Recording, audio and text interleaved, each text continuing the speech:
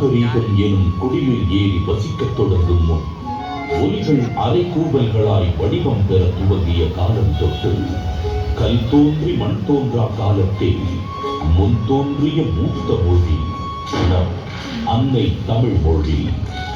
காலமெல்லாம் கடந்து நிற்கும் நம் தமிழ் மொழி உலகில் மிக பழமையான மொழி என்று கருதப்படுகிறது. மொழிகளுக்கெல்லாம் தாய்மொழியாக திகழ்ந்து தமிழரின் வரலாறு, வாழ்வியல், அறம், மாண்பு மற்றும் கலாச்சாரத்தின் அடையாளமாக விழுந்து வரும் அன்னை தமிழ் மொழியின் தொன்மையில் அதன் பண்பாடு, இலக்கியம், சிற்பக்கலை, ஓவியக்கலை, கட்டிடக்கலை மற்றும் கல்வெட்டுகளில் காண முடிகிறது. 3 பிரிவுகள், 133 அதிகாரங்கள், மொத்தம் 1330 குறள்களில் இப்பாரினை அளந்து இவ்வுலகிற்கு இன்றியமையாத பொதுமறையை இயற்றி தந்த தமிழ் தாயின் தலைமகன், வையத்துள் வாழ்வாங்கு வாழ்ந்த தெய்வ புலவர் திருமகனார் திருவள்ளுவர்.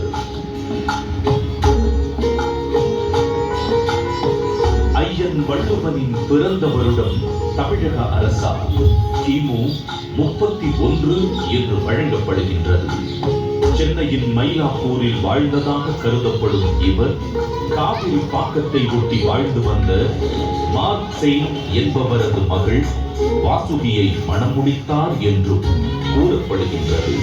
தன்னை பற்றிய குறிப்புகள் மிக குறைவாகவே கிடைக்கப் பெற்றுள்ள போதிலும் தன் சொற்களால் தமிழ் கடத்தி சாதி மத வேதங்களை களைந்து மனிதத்தை உயர்த்தி பிடித்தவர் வள்ளுவர் திருமகனார்.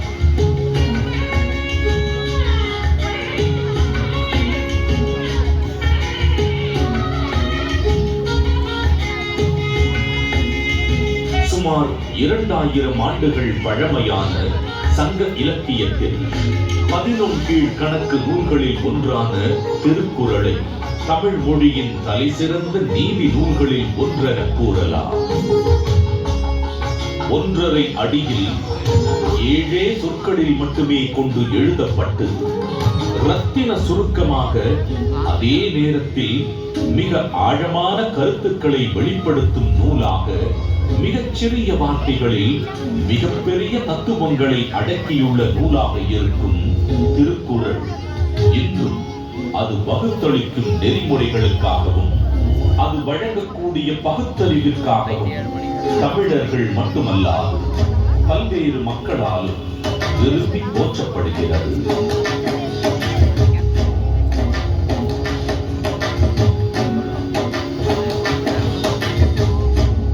அறம், பொருள், இன்பம் என்று 3 பிரிவுகளாக அமைய பெற்றுள்ள திருக்குறளில் முதல் பகுதியான அறம் எனும் பிரிவில் மனித ஒழுக்கத்திற்கு அடிப்படையான மெய்யியல் மற்றும் தத்துவார்த்த கோட்பாடுகள் நிறைந்துள்ளன.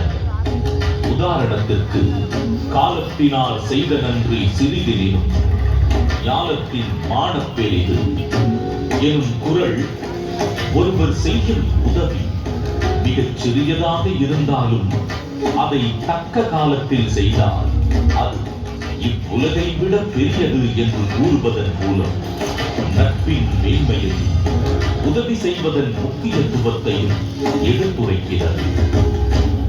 அடுத்த பிரிவான பொருட்பாலில் வாழ்வுக்கு தேவையான பொருளீட்டுதல், சுய மற்றும் சமூக முன்னேற்றத்திற்கான குறள்கள் இடம்பெற்றுள்ளன. உதாரணத்திற்கு, கற்க கசடர கற்பவை கற்ற பின் நிற்க அதற்கு தக எனும் குறளில் கல்வியின் முக்கியத்துவம், கல்லாமையின் தீங்கு, பொருள் கூர்ந்து கற்றல், அதன் பின் அறவழி நடத்தல் போன்ற எக்காலத்திற்கும் பயன் பெறும் கூறுகள் இடம்பெற்றுள்ளன.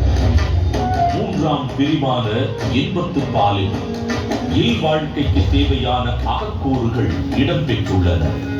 உதாரணத்திற்கு, உடம்பொடு உயிரிடை என்ன மற்றன, மடந்தையொடு எம்மிடை நட்பு எனும் குறள் உடலும் உயிரும் பிரியாமல் ஒன்றாக இருப்பது போல இல்லற வாழ்க்கையில் இருப்போர் ஒன்றாக இருத்தல் வேண்டும் என்ற பொருளுடன் காதலின் சிறப்பு